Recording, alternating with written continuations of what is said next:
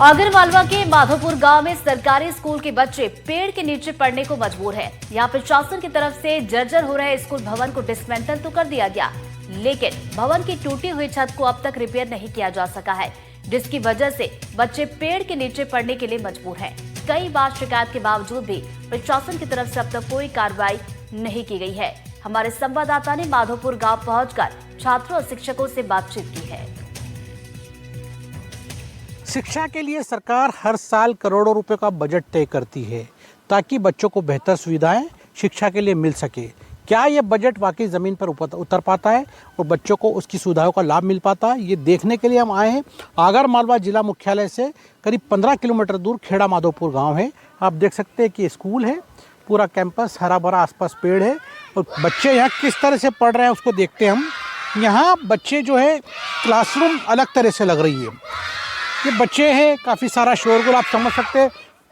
1 से लेकर 5 तक की क्लासें यहाँ पर है और इस स्कूल में जो है 3 टीचर है और यहाँ खुले में स्कूल लग रहा है। पेड़ की छांव तो नहीं, क्योंकि हल्का गुनगुनी धूप की ज़रूरत होती है, मौसम ठंडा हो गया तो, लेकिन पेड़ की छांव पे।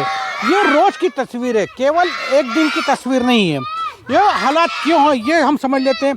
काफ़ी सारे बच्चे जो अपना अपना अध्ययन करने के लिए 5 क्लासेस एक साथ लग रही है। यहाँ पर 3 टीचर है, 1, 2 और 3 टीचर पढ़ाने के लिए। यहाँ पे एक जो इंचार्ज मैडम है उनसे हम बात कर लेते हैं। पहले मैडम, आपका नाम क्या है? सोना मारू। सोना, ये बताइए कि ये खुले में क्यों लगाना पड़ रहा है आपको? खुले में लगाने का कारण ये है कि हमारे यहाँ पर बिल्डिंग डिसमेंटल हो चुकी है और डिसमेंटल का ऑर्डर आए को मतलब अब मई में डिसमेंटल का ऑर्डर दे दिया और उसका विकल्पित व्यवस्था कुछ भी नहीं थी हमारे पास में, इसलिए हम बाहर बैठे। डिसमेंटल का ऑर्डर क्यों हुआ यहाँ पे? छत पूरी झुल चुकी थी और प्लास्टर आए दिन गिर रहा था। तो आप बता सकते हैं किस तरह का अभी डिसमेंटल आपने करने के बाद में ये जो भवन है शासकीय प्राथमिक विद्यालय माधोपुर का, देख सकते हैं यहाँ पे ये जो पूरा बाहर 2 कमरों का बिल्डिंग था और इसमें जो छत है अब दिखाई नहीं दे रहा है यहाँ पर कुछ भी। जैसा मैडम ने बताया कि डिसमेंटल कर दिया है इसको, तो छत की स्थिति क्या थी रही होगी आप अंदाज लगा सकते हैं। अभी यहाँ पर खाला ब्लैंक पूरा ऊपर जो है तो तोड़ने के बाद डिसमेंटल के बाद में ये स्थिति है। और जो क्लासरूम जहाँ पर बच्चों को बैठना चाहिए था वहाँ पर ये मलबा रखा है, पूरा मलबे से भरा हुआ है ये कमरा। और छत की स्थिति आप देखें ऊपर अगर तो पूरा सरिया है लगा हुआ एज इट इज़। इसको तोड़ के अब नई शायद भरी जाएगी। यहाँ पे आप तस्वीरें देख सकते हैं बच्चे किस तरह से यहाँ पर बैठ के पढ़ते हैं और किस तरह की शिक्षा इनको मिलती होगी, हम सब समझ लेते हैं। बेटा, क्या नाम है आपका? शानी। शानी, आप तो खुले में पढ़ना पड़ता है रोज आपको, क्यों? सर, अच्छा लगता है आपको इसमें पढ़ना खुले में? बेटा, ये खुले में बैठना पड़ता है रोज आपको, किस तरह की परेशानी वगैरह होती है या फिर आसानी से हो जाता है काम? परेशानी होती। क्या परेशानी आती है?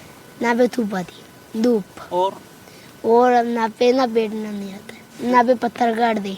अच्छा, ये जमीन के पत्थर चुभते हैं यहाँ पर। हाँ। तो देख सकते हैं कि जमीन के पत्थर ये जो है इस पर ये टाट पट्टी लगाई हुई है बच्चों के लिए, इस पर बैठना पड़ता है तो चुभती है। हाँ। तो एक साथ बच्चे 5 क्लास लगती है, पढ़ने में कुछ समझ में आता है जब एक साथ शोर करते हैं तो? आता है। आ जाता है इतने शोर के बीच में। सर, यहाँ पर जो आप लोग हैं 5 क्लासेस एक साथ लगा रहे हैं अभी, और कुछ दिक्कतें आती होगी पढ़ाने में आपको? कुछ किस तरह की दिक्कत है? थोड़ा इधर आ जाइए सर। अलग अलग कक्षा अगर रहे तो उसमें अध्यापन कराने में थोड़ा ठीक रहता है। अभी ये क्या है कि पहली दूसरी वाले भी यहीं पढ़ते हैं, तीसरी से 5वीं के बच्चे भी यहीं पढ़ रहे हैं, तो उसमें क्या है कि दोनों मिक्स की आवाज़ की वजह से परेशानी आती है, समझा नहीं पाते हैं बच्चों को सही तरीके से। और बैठने की व्यवस्था तो आप देख ही रहे हो। तो पेड़ों का इस्तेमाल देख सकते हैं, हमें ऑक्सीजन तो देते ही देते हैं, या आजकल पेड़ हमको शिक्षा भी देते हैं। आप देख सकते हैं तस्वीरों में किस तरह से शिक्षा मिलती है कि बच्चों को। ये अभी तो ठीक बात है कि मौसम अभी थोड़ा ठीक है, ठंड का हल्का सा मौसम शुरू हो गया, इसलिए बच्चों को गुनगुनी धूप लगती है। लेकिन जब गर्मी का मौसम होता है तब ये बच्चे इस तरह से खुले में किस तरह से पढ़ते होंगे, आप तसव्वुर कर सकते हैं, उम्मीद कर सकते हैं, कि अंदाज़ा लगा सकते हैं कितनी कठिनाइयों में इनको अपनी जो तालीम की मंजिल प्राप्त करनी होती है। ज़रूरत इस बात की है जो पैसा सरकार करोड़ों रुपए का बजट तय करती है इन बच्चों की शिक्षा के लिए, वो बेहतर तरीके से इस्तेमाल हो, लेकिन बेहतर तरीके से इस्तेमाल हो ही हो, लेकिन वो समय पर लोगों को मिल जाए यहाँ पर शालाओं में, ताकि वो जो इंतज़ाम है इन बच्चों के लिए ज़रूरी वो हो सके और बच्चे अपनी जो मंजिल को पा सके। आगरमालवा से कैमरा सहयोगी सुमित जादव के साथ जफर मुल्तानी, एनडीटीवी।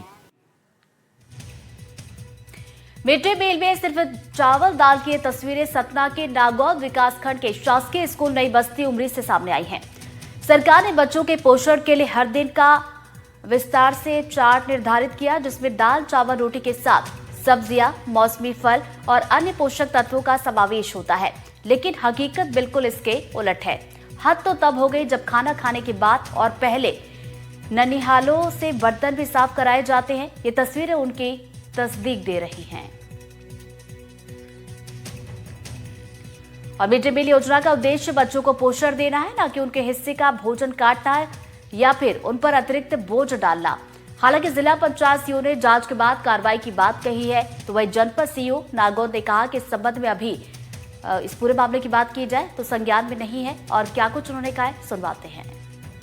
सर, जैसा कि कई बार ऐसा देखने को मिलता है समूहों में लगातार, और सब समूह संचालक से इस बारे में बातचीत की, उन्होंने कहा कि हमें शासन से राशन ही नहीं प्राप्त होता। क्या कैसा मामला है?